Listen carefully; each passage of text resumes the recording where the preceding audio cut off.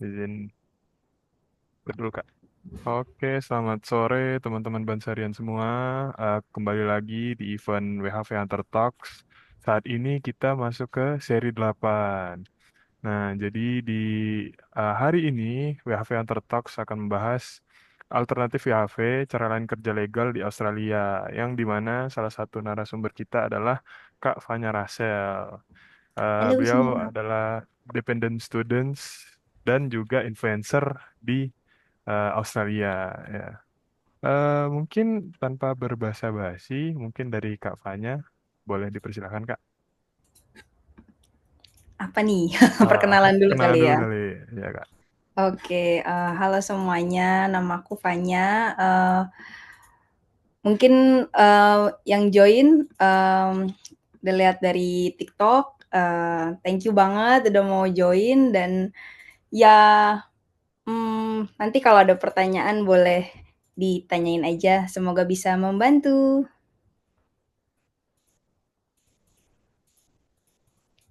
Oke, gitu aja.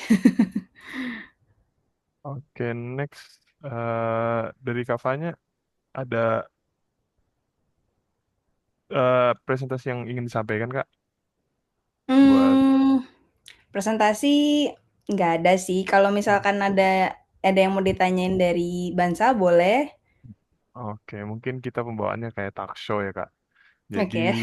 buat teman-teman sambil kita ngobrol dengan Kak Fanya di sini, boleh nih lempar pertanyaan tentang seputar dependent student visa atau tentang Australia. Gimana sih Kak? Eh, Cara kerja di Australia gimana sih Kak? Mungkin aku pengen tanya ini dong Kak. Awal-awal Kakak eh, mendapatkan dependent student visa Kak. Oke. Jadi dependent student itu karena eh, aku adalah istri dari jadi suamiku mau kuliah di Australia lah. Nah, kalau student di Australia itu boleh bawa keluarga. Kalau misalkan visa-visa yang lain itu kan bisa sih ada beberapa yang bisa tapi pokoknya yang paling dari mandiri itu kita bisa ngajuin student, nah itu kita bisa bawa keluarga. Nah, jadi itulah aku bisa ikut suamiku gitu. Dan bisa nggak sih Kak dari Kak Fanya nih jelaskan secara singkat. Mungkin teman-teman di sini taunya WHV atau visa turis doang mungkin nih. Nah dari Kak Fanya boleh Mhm. dong dijelaskan dependent student visa tuh apa sih Kak? Terus apa sih benefit yang didapatkan dari dependent student visa? Terus apa sih bedanya dari visa WHV Kak? Oke, jadi dependent student visa itu apa? Pokoknya itu adalah yang visa yang diberikan untuk pasangan dari pemegang student visa, bisa yang udah menikah atau de facto juga bisa. Nah, terus kita bisa ikut tinggal di Australia dan kerja juga selama masa studi pasangannya, misalnya 2 tahun atau 3 tahun gitu. Nah, kita bisa legal kerja di sini tanpa kalau WHV itu dia bisa maksimal 3 tahun. Nah, biasanya dari WHV itu kadang udah keenakan nih tinggal di luar gitu. Akhirnya mereka malah kayak habis itu oh, mau student mau pindah jadi visa student. Nah, gitu. Terus kalau di student kalau kelebihannya mungkin kalau misalnya sebenarnya sama WHV juga bisa full, cuma kadang WHV itu ada berbagai syarat. Misalnya untuk dia mau lanjut ke tahun berikutnya, biasanya dia harus kerja di regional banget gitu. Jadi kalau misalkan dia kerjanya di city, itu kemungkinan untuk bisa extend-nya itu agak lebih kecil gitu. Jadi karena memang di sini juga kekurangan kekurangan tenaga kerja di bagian di regional area, jadinya dengan cara itulah Australia membuka peluang untuk dari negara lain untuk bisa kerja di sini gitu dan memenuhi kebutuhan di regional area gitu. Oke, Nah, mungkin boleh di throwback dikit nih Kak dari boleh? pasangan Kakak pas ngajuin visa student tuh gimana sih Kak ujung-ujung Kakak dapat dependent student visanya gitu Kak?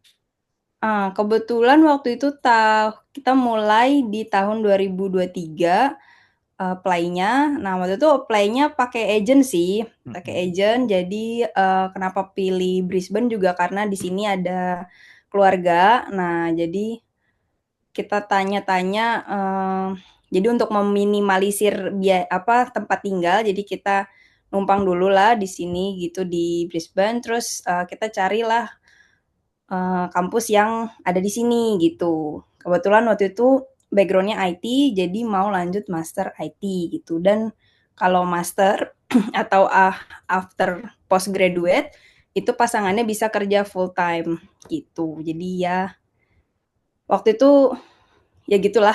Jadi aku waktu itu nggak mau kuliah sambil kerja, aku maunya satu aja. Jadi ya dia aja yang kuliah gitu. Oh, bisa jadi gantian gitu ya Kak selanjutnya. Bisa. Iya. Terus pas mengajukan tuh ada kendala atau kesulitan nggak sih Kak buat syarat-syarat dari visa student dan dependent visa nih? Soalnya aku lihat kan emang berbeda ya syaratnya ya. Mhm. Heeh.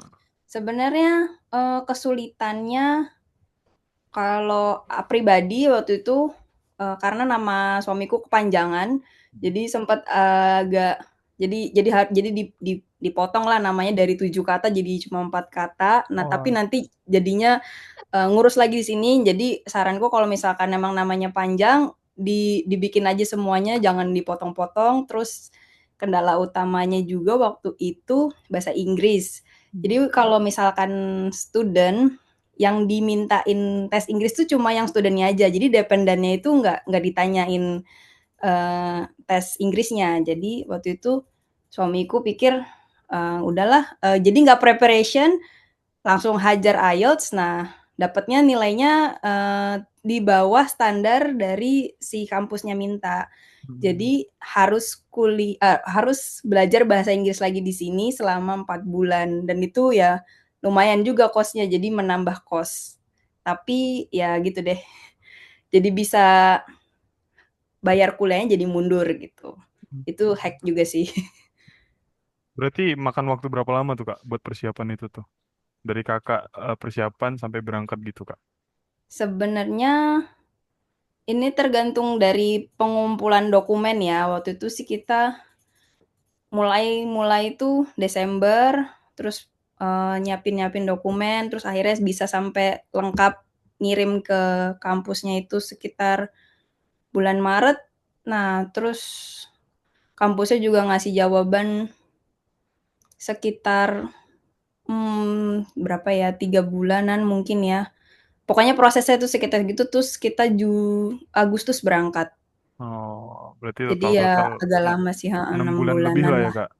Mhm. Terus dari Kak Fanya sendiri nih, eh, masa berlaku visa dari dependent student nih boleh dong Kak diinfoin buat teman-teman di sini? Oke. Jadi, waktu itu kan apply-nya, jadi di-granted-nya itu, Juli, eh, ya kalau nggak salah ya Agustus lah gitu, 2023. Nah, karena masa kuliahnya itu 2 tahun, jadi dikasihlah, sesuai masa studi. Jadi sampai cuma dilebihin nih sama waktu itu. Jadi harusnya selesainya di Desember 2000 tahun ini, Hmm. 2025, tapi dilebihinlah sampai Maret. Oh, I Gitu. Jadi see. sampai Maret 2026. Nah, itu deh. Kita masuk ke daily life as a dependent student nih Kak. Gimana nih Oke. hari-hari yang biasa Kak Fanya eh, spend time di mana nih Kak? Oke, jadi waktu awal-awal dulu kali ya, awal-awal Mm-mm. nyampe sini itu kan belum belum ada apa-apa ya, belum mulai dari nol lah ya.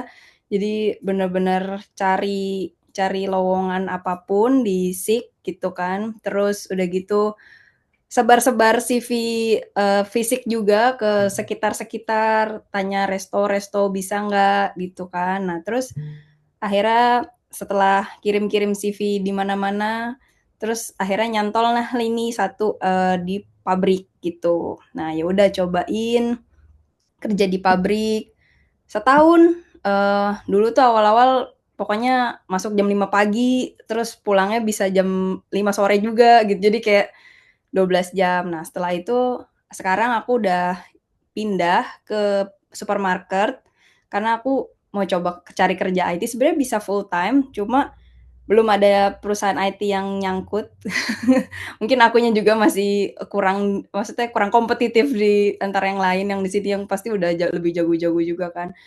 Nah, akhirnya dapetnya kerjaan casual sekarang di supermarket. Ya, kerjanya sebagai night filler, jadi ngisi-ngisi shelf di supermarket mulainya dari jam 3 sore sampai jam 11 malam gitu. Oke, terus pas awal nyampe tuh ada culture shock sendiri nggak sih Kak di sini atau? Iya, ya lumayan. eh Apa ya, kalau culture shock, ya banyak orang yang bilang kan kayak, oh harusnya aku kayaknya udah tahu bahasa Inggris nih gitu kan. Tapi ternyata pas ngomong sama orang sini ngomongnya zert gitu kan. Gede mate Terus gitu ya Kak. bener-bener yang kayak diseret terus kadang mereka nggak buka mulutnya gitu kan. Oh, Jadi kayak oke awal-awal pardon pardon gitu. Cuma oh. ya udah itu komunikasi terus apalagi ya. Hmm, Cuaca gimana Kak? Cuaca. Cuaca lumayan sih karena aku sebenarnya kurang suka dingin. Jadi ya lumayan. Cuma kalau Brisbane ini nggak begitu dingin karena deket pantai Ah. gitu. Jadi masih aman gitu. Terus apalagi ya? Ya kayak gitu aja sih.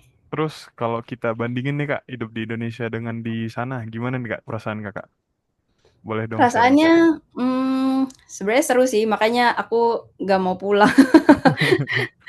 Jadi di sini udaranya enak, terus nggak macet, terus ya orang-orangnya juga lebih apa ya, nggak nggak repot lah ya, nggak ngurusin banget urusan orang gitu, lebih open minded lah. Terus juga di sini yang paling enaknya adalah kerjanya dihargain banget ya, kalau lembur ya dibayar lebih, kalau misalnya hari public holiday kerja di hari ya yang libur juga dibayar lebih. Pokoknya bener-bener di inilah ya dihargain per jamnya gitu, nggak makasih aja gitu.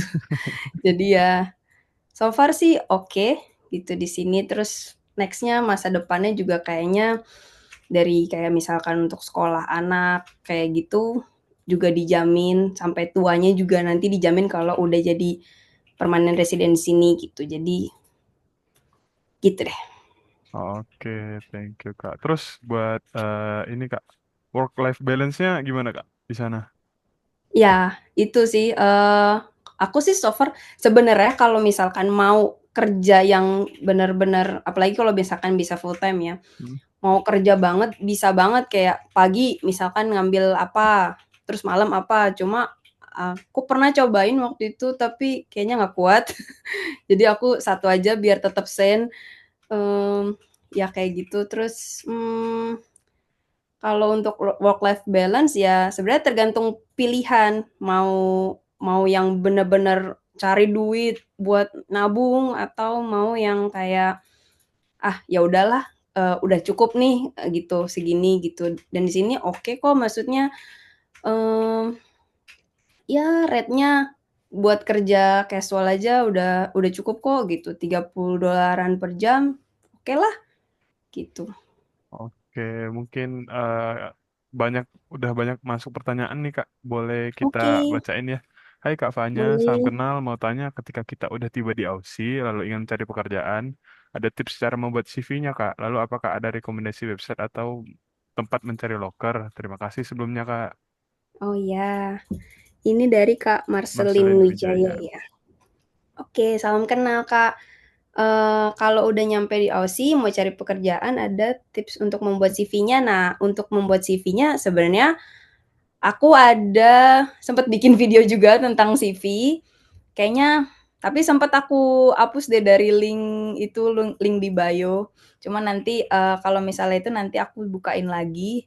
Biasanya sih ringkasnya nggak usah pakai foto, biasanya nama, terus visa.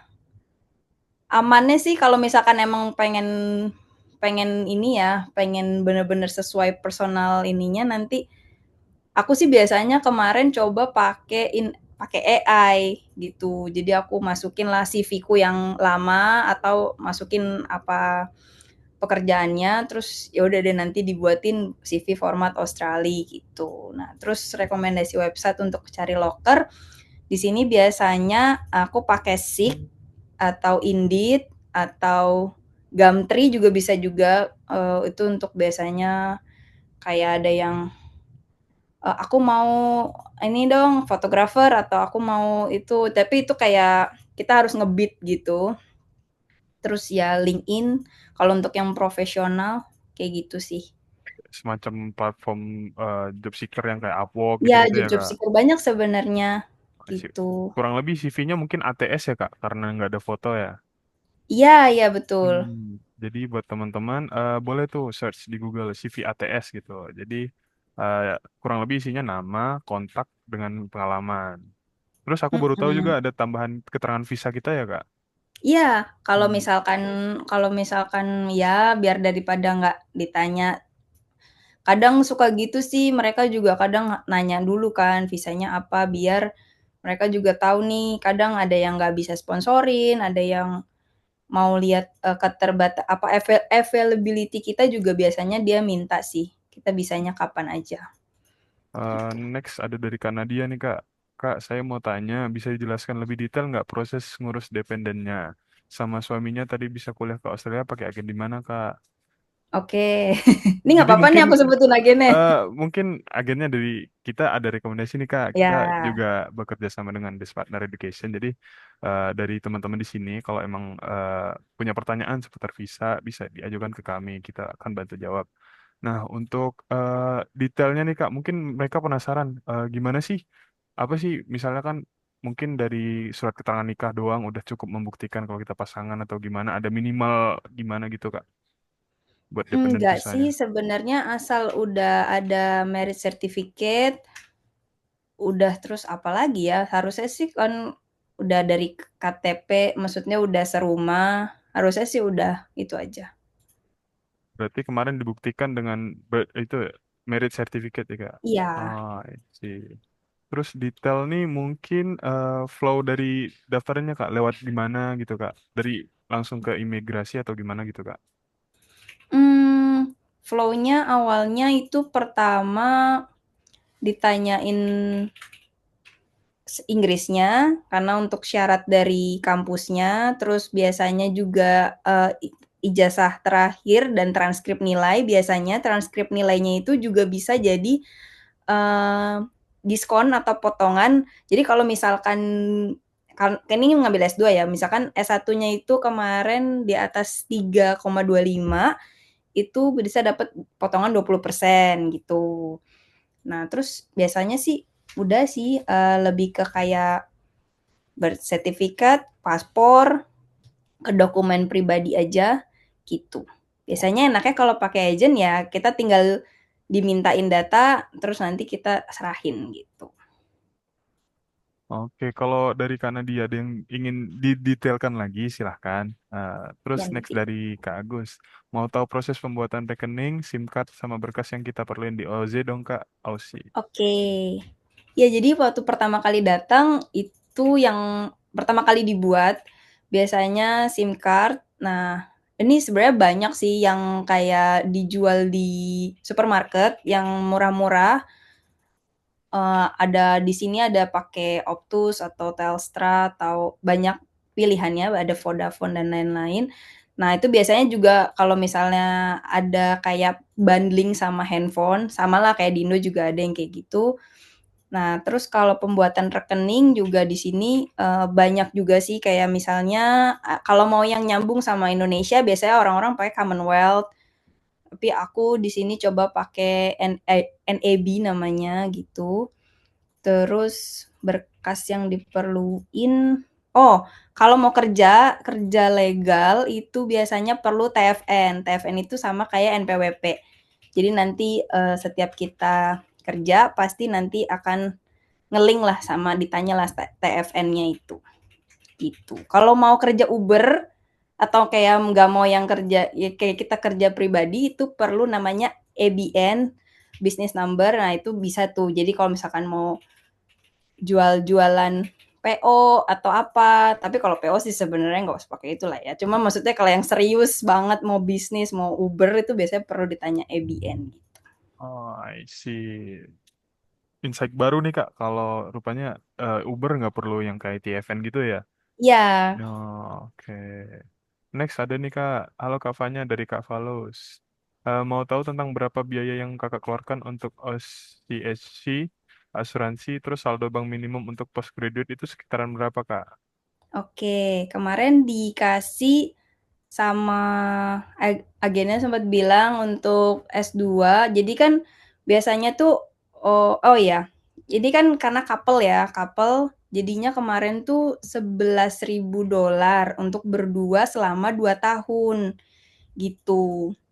Jadi itu terus saldo bank minimum untuk postgraduate sebenarnya itu dihitungnya jadinya kayak berapa total berapa setahun tuition sama kayak ininya kita tinggal di sini tuh biaya biaya hidup selama setahun. Jadi biasanya kemarin tuh aku disuruh dimintanya 60.000 67.000 lah gitu. 67.000 AUD ya Kak? AUD. Oke. Soalnya nanti Iya. nangkepnya dolar, wah mahal banget gitu. Ya mahal banget kalau Eh, dolar enggak. Iya, soalnya kan ya tetap mahal juga sih. sama-sama sih. Iya, iya, iya. Iya. Next dari Kak Hafiz. Halo Kak Fanya, thank you so much for sharing. Mau izin tanya Kak, sepengetahuan Kakak ada tips atau strateginya nggak untuk kita yang ingin kerja di Australia tapi belum punya pengalaman kerja di perusahaan sana? Kira-kira apakah memungkinkan perusahaan di Australia mau memberikan sponsorship? Kalau boleh tahu, apakah Kakak atau mungkin orang di sekitar Kakak ada yang pernah mendapatkan sponsorship tersebut?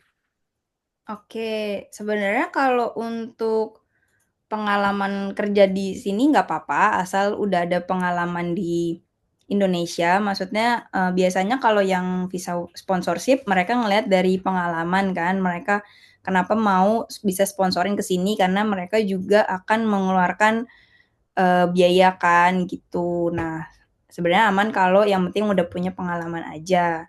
Nah, terus kalau memungkinkan memungkinkan karena teman aku ada dia juga dari Indonesia langsung dia apply ini juga ada faktor luck juga lah ya.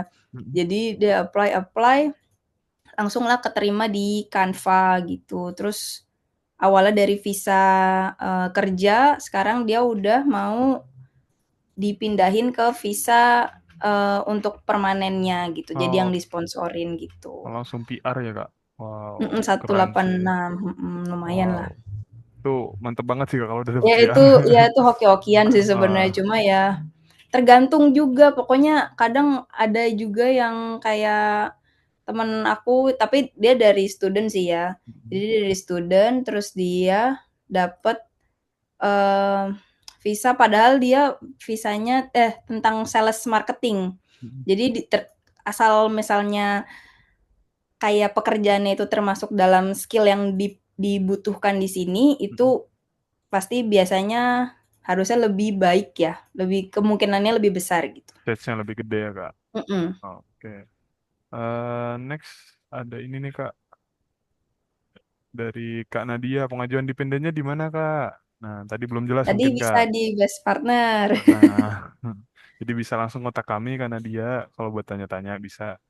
Terus mungkin throwback ke visa nih Kak. Dari Boleh. eh, Kak Fanya pernah bekerja dengan pemegang visa yang lain nggak Kak? Terus tantangan terbesar pas saat kerja tuh gimana Kak? Pemegang visa lain misalnya selain dependen gitu? Iya. Eee, aku banyakan kerjanya sama student, student yang Hmm. student ya, jadi mereka juga limited hour-nya. Terus kalau yang di sini, yang di supermarket sekarang malah yang udah citizen, maksudnya mereka yang udah kayak cuma kerjanya ini aja, kayak ngisi waktu luang aja gitu. Gitu. Kalau apa tadi satu lagi, sorry. Kalau kalau buat pekerjaan nih tantangannya apa Kak di sana? Oh, Selain bahasa ya. tantangannya. Heeh. Selain bahasa. Terus Selain bahasa. culture kerjanya gimana Kak di sana? Culture kerja, kalau waktu di pabrik itu ya mungkin karena belajar hal baru, belajar hal baru jadi ya belajar untuk mengoperasikan kayak wave atau segala macam pokoknya yang berbentuk itulah terus apa ya ya kalau di pabrik berdiri sama sih semua juga berdiri terus ya gitu mental juga ya kadang hmm, dari kerja kantoran nih gitu terus terus ke fisik gitu terus tapi so far oke sih terus tantangan lainnya ya paling kalau misalkan badan ya ya memang harus inilah ya vitamin terus kalau tangan karena kerjanya buka-buka laku ya karena buka-buka kardus ya pakai sarung tangan jadi supaya nggak Nggak lecet kapalan ya kak. atau luka-luka Iya iya iya. ya Iya. gitu. Mungkin teman-teman nih FYI buat dependent student visa itu maksimal work hour-nya 48 jam ya kak? Kalau dependent student, kalau pasangannya ngambil postgraduate atau Mm-mm. di atas S1 itu bisa full time, tapi kalau di bawahnya itu 48. Oh, I see. Nah, kalau buat WHV, nah teman-teman sepuas-puasnya kerja, mau triple job, double Iya, job. Nah, jadi dari sini bisa kita simpulin nih, kalau chance buat kerja di Australia tuh bukan cuman WHV kok. Jadi bisa terbuka buat teman-teman yang memiliki pasangan khususnya. eh mhm. Boleh dicobain dependent student visa. Kalau tidak rezekinya di WHV. Kalau nggak ada pasangan, jadi student aja. Nggak Nah, usah nunggu punya pasangan dulu juga. Cari aja bener. pasangan di sini nanti. Berarti mungkin kita lanjut ke next session nih Kak, buat ngebahas persiapan bahasa buat visa-visa yang ada di Australia Kak. Eh, Oke. Thank you buat hari ini Kak. Kita lanjutkan ke sesi selanjutnya dari Miss Siti. Silahkan Miss.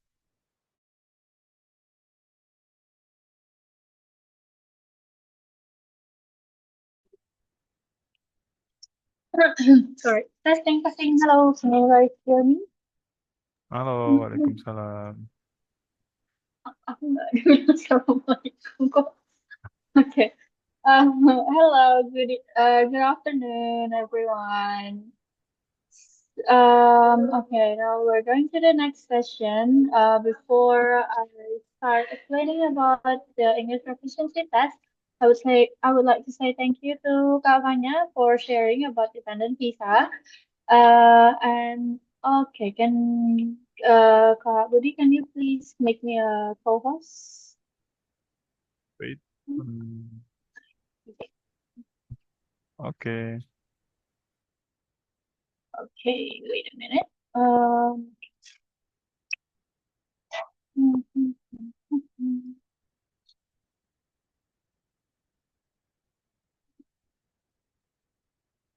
okay, so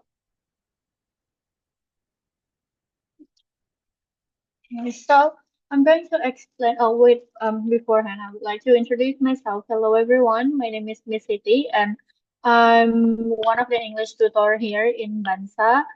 And today I'm going to talk about the English proficiency test PTE versus IELTS. Jadi, um, ini kita ngomongnya sebelum kalian mengajukan visa, mau itu dependent visa, student visa, ataupun WHV, tentu ada satu hal yang harus kalian hadapi terlebih dahulu, yaitu tentang English Proficiency Test. Jadi, English Proficiency Test itu memang kalau dalam konteksnya dependent visa di sini memang tidak dibutuhkan ya kalau nggak salah tadi kata katanya.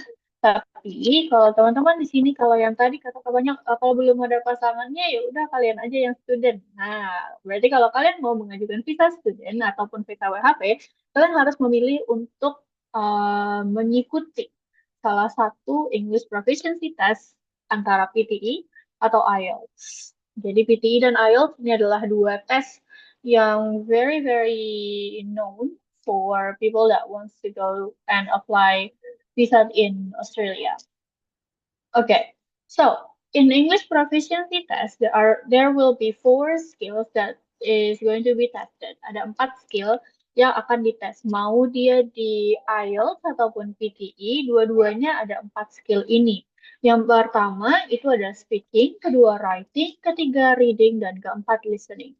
Nah, di antara 4 skill ini, masing-masing tes IELTS dan PTE itu punya caranya tersendiri. Jadi walaupun goals-nya sama-sama 4 skill ini, speaking, writing, reading, listening, tapi soal-soal yang akan kalian kerjakan itu berbeda.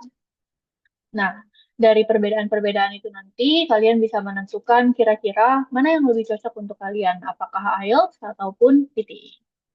Okay, so what are the overview differences between IELTS and PTE academic?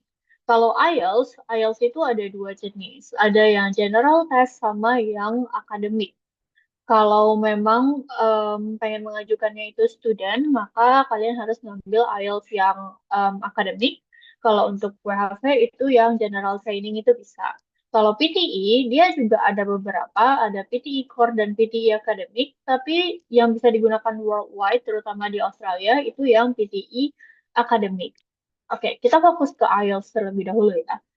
Nah, yang pertama, kalau kalian memilih IELTS, the results of your test will come in around 2 weeks, sekitar 13 hari.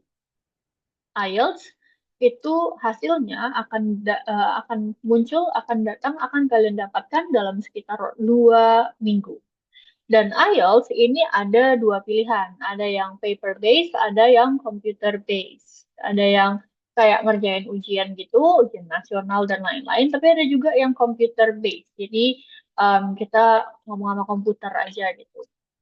Kalau di IELTS, kalian membutuhkan waktu 2 jam 45 menit dengan kemungkinan speaking di hari yang berbeda.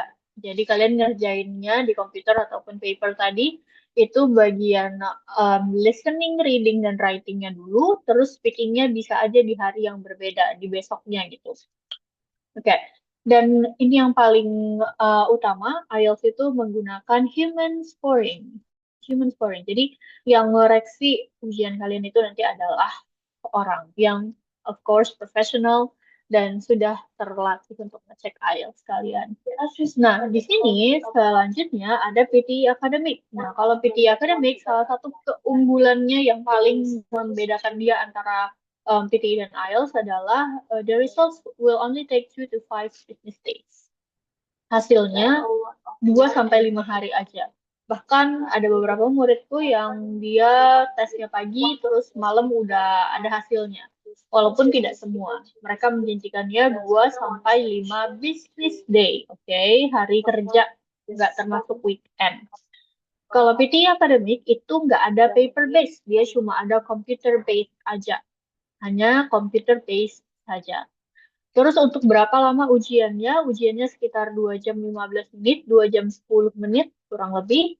Dan itu udah termasuk 4 skill. Semuanya udah masuk ke situ dalam 1 kali mengerjakan dalam sehari aja.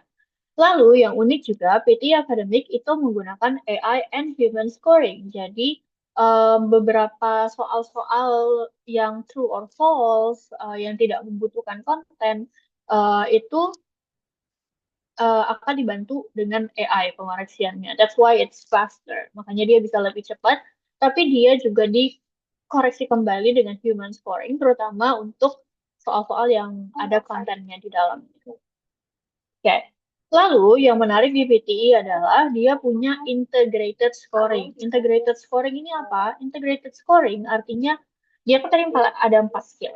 Speaking, writing, reading, listening. Kalau integrated itu dia ada 2 skill dalam satu soal dan dua-duanya itu dinilai. Itu integrated scoring. Terus PTE juga varied question types. Tipe-tipe questionnya tuh cukup unik dan berbeda-beda. Oke. Sini aku punya beberapa contohnya biar kalian bisa lebih kebayang lagi yang mana yang IELTS, yang mana PTE, dan bisa menentukan nanti at the end mau ambil yang mana kalau mau apply student ataupun WHV. Oke, let's go to IELTS question types. IELTS question types. Jadi kalau IELTS ini mungkin secara materi kalian bisa lebih banyak dapatkan di internet karena dia juga jauh lebih lama, dan mungkin untuk orang awam IELTS, TOEFL, yang sejenisnya itu sangat-sangat familiar gitu kan, kayak udah pernah dengar lah tentang IELTS ini sebelumnya. IELTS question types itu yang pertama, kalian akan mengerjakan sebuah listening. Listeningnya dibagi menjadi 4 sections dengan 40 questions in total. The audio gets more complex as you progress. Jadi awalnya simple conversations, lalu nanti makin ke belakang makin dia menggunakan academic lectures. Di dalam listening IELTS ada multiple choice, ada matching, ada labeling, ada completion, summary completion, ada sentence completion, ada short answer question. Kalau yang aku ingat pas nyoba IELTS itu yang paling gue ingat bagian listening tuh yang bentuknya kayak gini. Jadi ini salah satu partnya, part one, di mana ini adalah complete the form. Jadi nanti di kertas ujian kalian, aku belum pernah nyoba yang computer based by the way untuk IELTS-nya. I think it's similar. Tapi kalau yang di paper based waktu itu kalian akan diberikan sebuah gambar kayak gini, tapi ada kosong-kosongnya. It could be something like this, it could be map juga bisa, ada peta, terus ada denah kayak gitu-gitu juga bisa. Terus kalian akan mendengarkan orang a conversation between two people. Jadi dia ngobrol nih berdua. Dari obrolannya itu, kalian harus isi yang hilang-hilang ini di sini. Jadi address-nya di mana? Dan di sini kalian hanya cukup maksimalnya tuh 3 kata, no more than 3 words, and or a number for each answer. Jadi dia nggak terlalu panjang-panjang, tapi dalam sebuah conversation gitu. Jadi sepengalamanku sih dia tuh berurutan sebenarnya dengan conversation-nya, dengan apa yang harus kita isi di sini, dia berurutan. Tapi artinya karena dia berurutan, if you lost sampai di mana dia ngomong, nah itu bisa ketinggalan di listening part one. Ini complete the form. Okay, that's listening. Kalau ada yang mau bertanya, coba nanti langsung tuliskan di kolom komentar aja. Setelah ini akan dibacakan dan dijawab. Oke, setelah listening, kalian akan ketemu sama reading. Reading ini 60 minutes, kalau tadi 40 menit, yang ini 60 menit, dan di reading dibagi menjadi 3 section. Ada short text from everyday life, kayak advertisement atau schedule. Ada yang work-related text, job descriptions atau contracts. Terus ada longer, more complex general interest text. Satu yang paling aku ingat dari reading IELTS ini, waktu itu sih aku cobanya yang akademik ya, tapi I would say it's kind of similar, cuma bedanya tuh dia di tingkat kesulitan dan contoh-contoh soalnya aja.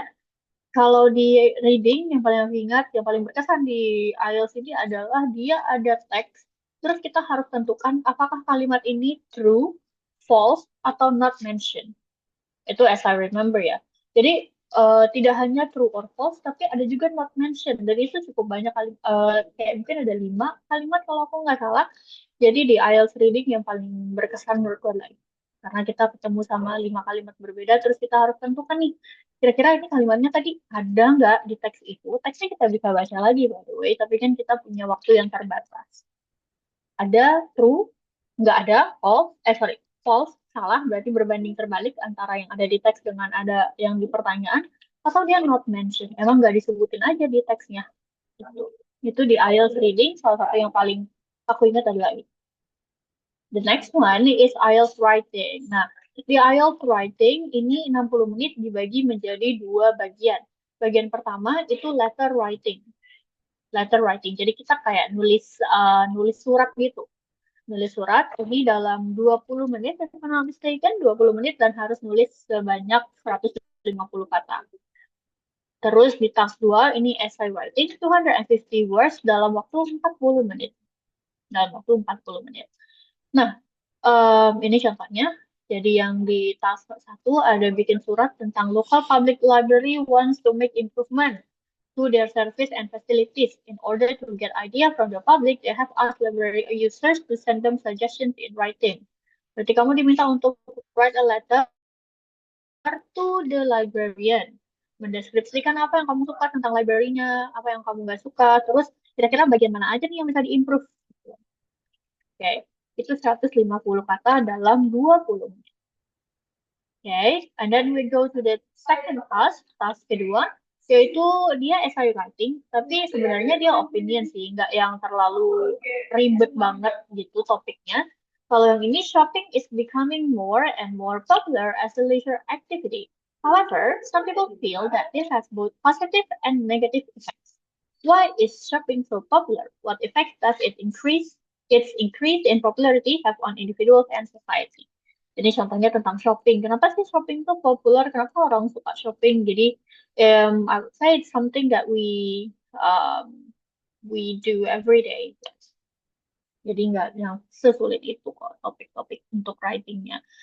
Tapi mungkin challenge-nya kalau kalian ambil IELTS paper based itu lebih ke kalian nggak ada penghitung otomatisnya gitu loh, udah nulis berapa kata. Tapi one of my friends said bahwa dia nggak hitung sih, tapi dia bisa kira-kira karena dia banyak latihan gitu kan. Karena misalnya kalian banyak latihan dan tahu kira-kira 150 kata dengan tulisan tangan kalian itu seberapa baris atau seberapa banyak gitu. Tapi nggak pasti. Itu di writing. Nah, the last one itu adalah IELTS speaking. Nah, di speaking ini 11 to 14 minutes, 11 to 14 minutes, dan there will be three parts. So in IELTS speaking, yang sangat-sangat membedakan dia dengan PTE adalah kalian akan bertemu dengan orang langsung. Kalau dia paper based orang langsung, kalau dia computer based, if I'm not mistaken, dia kayak melalui Zoom meeting kayak gini. Nah, di sini dibagi menjadi 3 part. Part pertama adalah introduction dan interview. Jadi ini ke pertanyaan tentang diri kamu sendiri aja, kayak kamu dari mana, namanya siapa, apa-apa-apa. Terus part 2 ini long term, di mana kamu akan diberikan waktu 1 sampai 2 menit untuk memikirkan tentang satu topik yang dia berikan.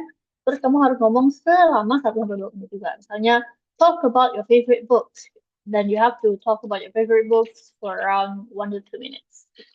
And then the part 3 is discussion. So, in IELTS speaking, memang dia nggak lama, 11 sampai 14 menit juga. Tapi yang harus kalian pertimbangkan adalah you have to speak with someone. So if you are the type of person that is kinda gampang nervous, terus kayak kalau ketemu orang langsung kayak yang tadinya bisa gitu kan, yang tadinya kayak oke aku bisa nih, bisa bisa. Pas ngomong sama orang langsung kayak "Ah." Nah, ragu itu perlu dipertimbangkan. Oke, so bisa kalian pertimbangkan untuk yang mau memilih IELTS. Oke, I think that's all about IELTS. Now let's go to PTE. Secara question types. Secara question types. Ini aku ingatin di awal, question types PTE itu jauh lebih beragam. Question types PTE jauh lebih beragam. Is it a good thing? Is it a bad thing? You choose. I would say it's a good thing. So, in PTE speaking aja, dia ada 7. Jadi kalau yang tadi dimulai dengan listening, yang ini dia dimulai dengan speaking. Jadi langsung dengan speaking. But this time, you don't need to talk to anyone. You just need to talk with the computer. Direkam gitu suara kalian. Nah, di PTE speaking ada 7 soal berbeda. Dari aloud, repeat sentence, describe image, read a lecture, answer short question, summarize group discussion, respond to a situation. Nah, di sini aku tandain ada yang speaking aja, ada yang integrated sama listening. Contohnya di sini ada repeat sentence. Sebenarnya dari nama-nama soalnya ini udah bisa ketebak sih, kalian tuh disuruh apa, test takers itu disuruh apa. Contohnya repeat sentence, di mana ini integrated sama listening.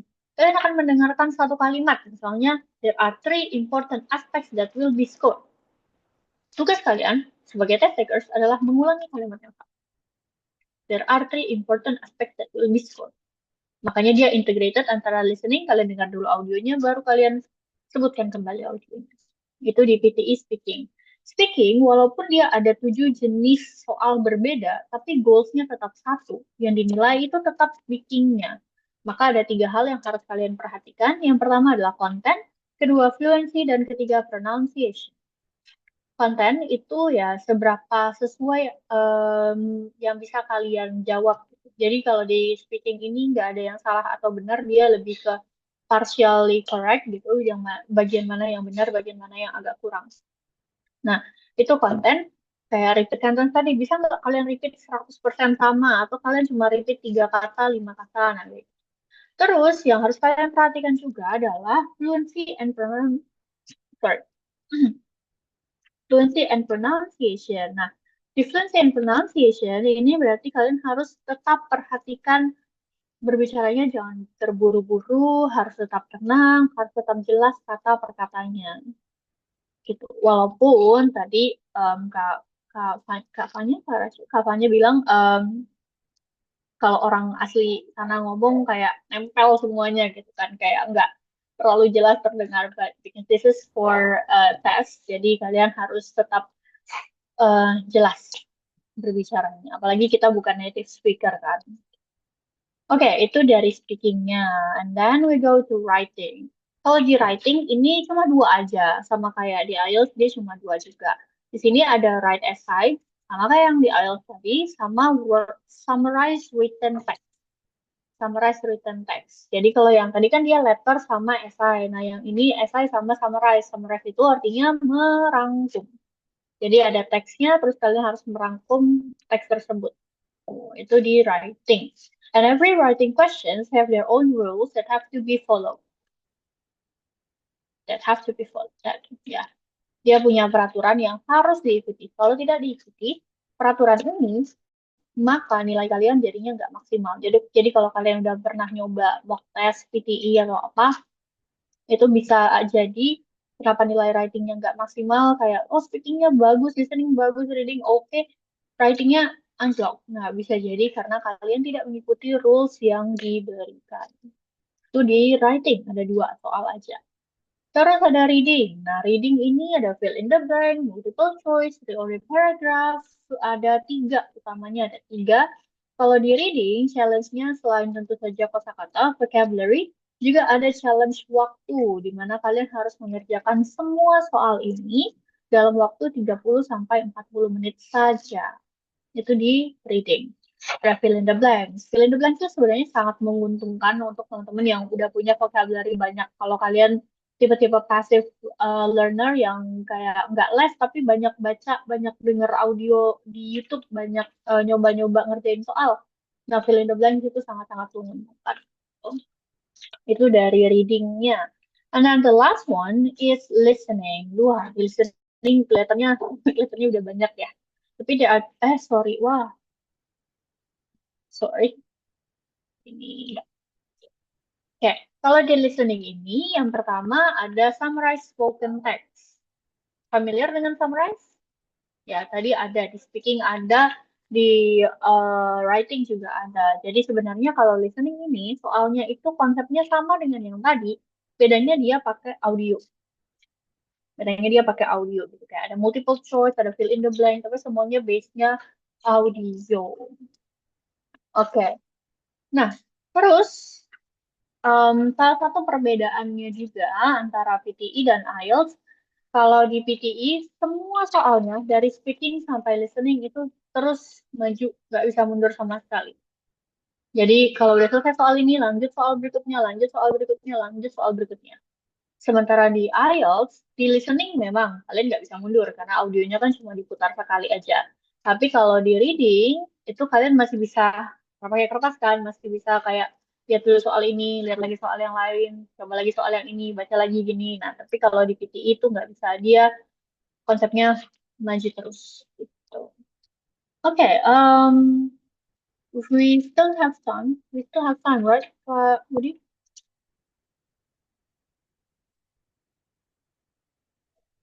Can I give some PTE tips? Sure, Miss. Oh, oke. So, jadi PTE itu salah satu tes yang paling menjadi favorit terutama buat teman-teman yang mau ke Australia. Kebanyakan yang ngambil kelas di Bansa itu akan ngambil kelas PTE, dan I'll give you some tips. So, di salah satu bagian speaking ada yang namanya describe image. Describe image ini adalah kalian diberikan suatu gambar. Terus kalian diminta untuk mendeskripsikan gambar tersebut. Kalian harus membedakan mana gambar yang bisa dideskripsikan dalam bentuk comparison atau perbandingan, mana yang harus dijelaskan prosesnya seperti painted lady, butterfly, life cycle, dan juga mana yang bisa dideskripsikan progresnya.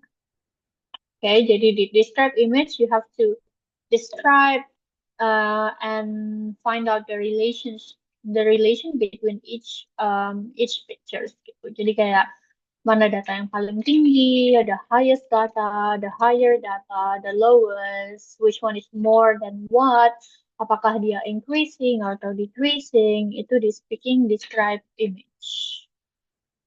Dan writing, nah ini kayak yang aku bilang tadi, setiap soal writing itu punya rules-nya sendiri dan ini udah aku rangkumkan rules yang harus kalian ikuti untuk setiap soal writing. Soal writing, di writing memang cuma ada dua, summarize sama write essay. Tapi ada juga summarize spoken sama write from dictation yang ada nilai writingnya juga. Kalau di summarize written text, kalian hanya boleh menulis satu kalimat. Satu kalimat artinya dimulai dengan huruf besar, diakhiri dengan titik. And then you have to write only 5 to 75 words. Kalau lebih dari itu, nilainya gone. And then write essay. Write essay juga sama, minimalnya 200 sampai 300. Nah, karena ini computer based, maka kalian nggak perlu hitung berapa kata yang udah aku tulis, karena tulisan berapa katanya udah ada di pojok kan. Itu write essay. Kalau kalian nulis nggak sampai 200 atau kelebihan lebih dari 300, maka nilainya juga akan gone. Oke? Okay? And then we have summarize spoken text. Kalau kalian tadi sempat lihat, ini ada di bagian listening. Di sini kalian punya waktu 10 menit untuk mendengar sebuah audio sebanyak satu kali, lalu membuat summary out of that audio in 50 to 70 words. Kalau kurang dari 50 atau lebih dari 70 juga nilainya berbeda. And then the last one is write from dictation, where you have to use capital letter on the first word and use full stop on the last word. Oke, sementara di listening itu aku bagi menjadi dua. Ada yang short audio kayak repeat sentence di mana yang tadi mengulangi satu kalimat yang sama, dan short question atau write from dictation. Ada juga yang longer audio seperti retail lecture, summarize group discussion, dan juga summarize spoken text. Kalau long audio ini mungkin kalian bisa latihan dengan cara menonton some kind of jangan podcast sih, podcast kepanjangan, some kind of news atau TED Talks atau short review or something yang 5 menitan, 3 menitan gitu. Nah itu bisa latihan untuk yang listening.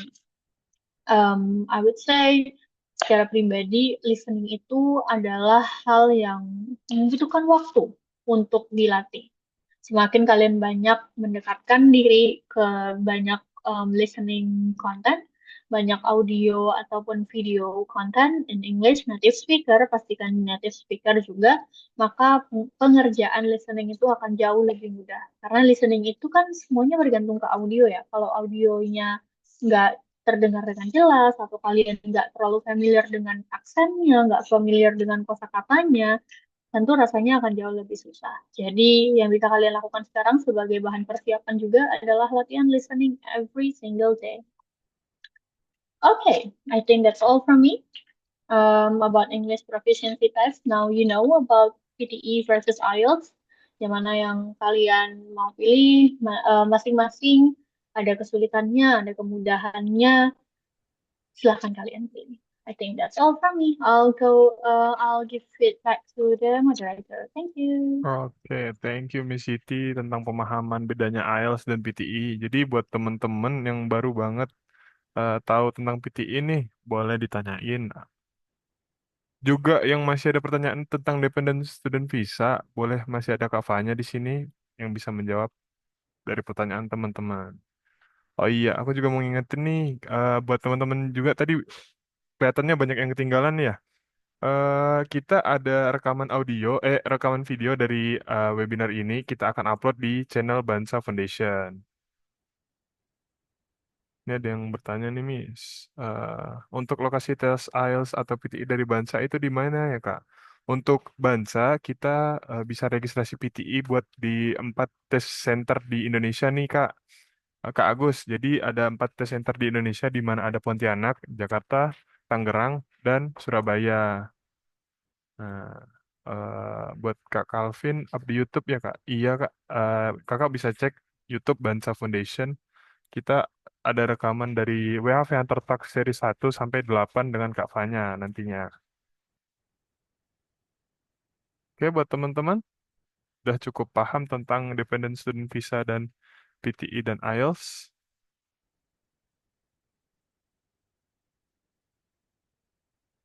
Dari Kak Fanya, terima kasih ya Kak udah bantu jawab teman-teman yang bertanya di komen nih. Rupanya Iya, nggak mereka apa-apa ya, aku baru balas-balesin memproses jadinya. aman-aman. Jadi mereka Oke, baru memproses yang nggak paham setelah habis sesi Kak Fanya ya. oke. Dari Kak Falos nih, boleh dijawab nih Miss. Kak, gimana nih bahasa Inggrisku minus banget. Hal apa yang pertama dulu aku perkuat Kak? Kalau PPT-nya di share grup nggak Kak?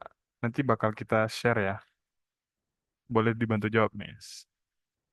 Halo, Halo. Okay. So,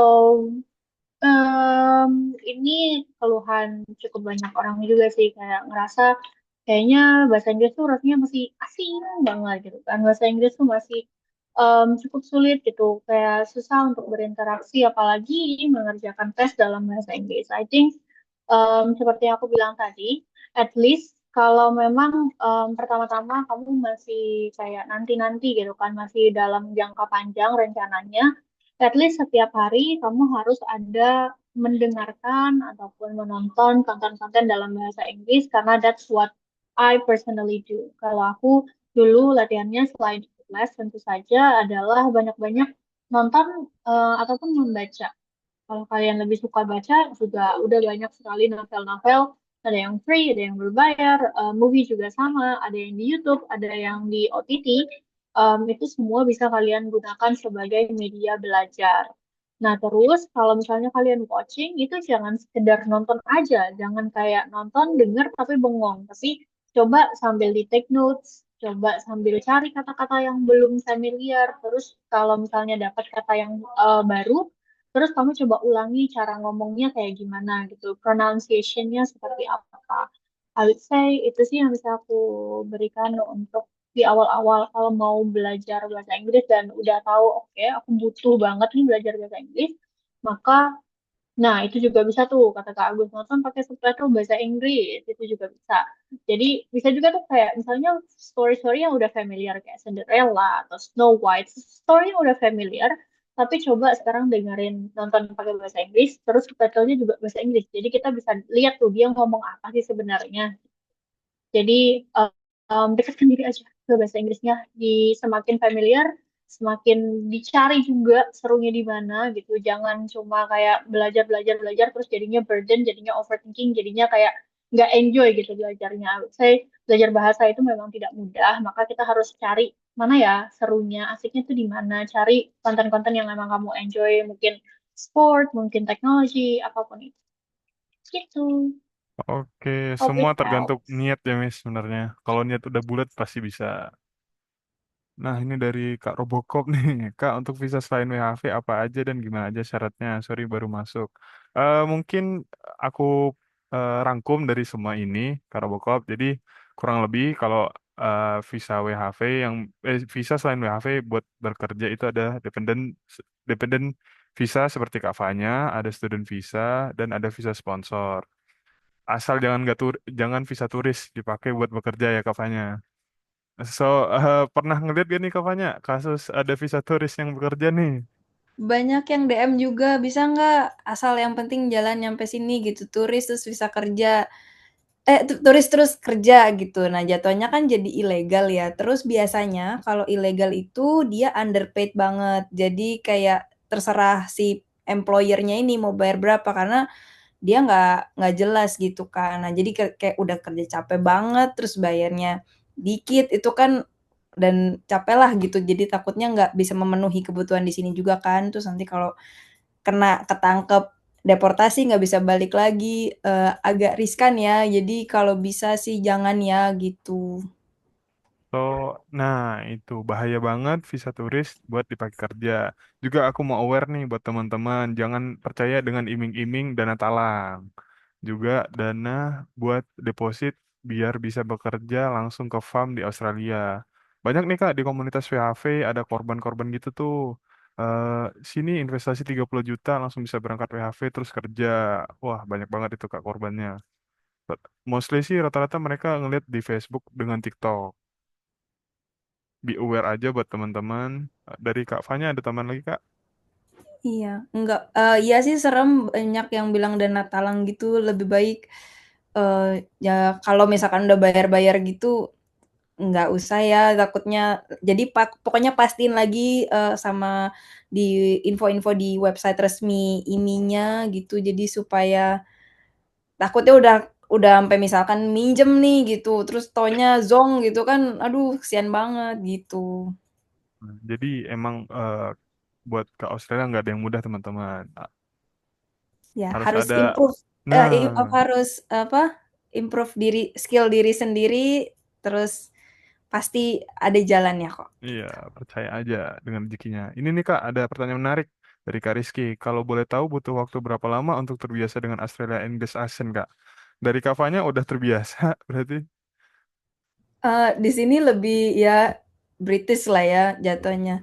Terbiasa sih kadang nggak juga, jadi biasanya kalau aku ada yang nanya-nanya kayak, "Ini di mana?" Gitu, karena kerja di supermarket kan ya. Kadang-kadang kalau aku nggak ngerti, boleh lihat, gambarnya atau bisa di-type gitu, jadi tetap aja sih, tapi ya so far oke.